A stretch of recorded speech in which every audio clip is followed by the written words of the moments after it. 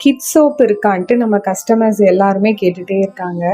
So அதுக்காக நாங்கள் try பண்ணதான் இது கம்ப்ளீட்டாக நம்ம goat milk, coconut oil, olive oil use பண்ணி செஞ்சிருக்க சோப் இது 1 month பிஃபோராகவே செஞ்சாச்சு. இப்போ பிஹெச் வந்துருச்சு. ஸோ ஃபர்ஸ்ட் நம்ம வீட்டு குட்டீஸ்க்கு நம்ம ட்ரை பண்ணணும் அப்படின்னு சொல்லிட்டு எங்கள் வீட்டில் இருக்க பேபிஸ்க்குலாம் அதை நாங்கள் போட்டுட்ருக்கோம். எங்கள் பசங்க எல்லாருக்குமே இது பிடிச்சிருக்கு, செட் ஆகுது. ஸோ கொஞ்ச நாள் யூஸ் பண்ணிவிட்டு உங்ககிட்ட ரிவ்யூ சொல்லலான்ட்டு.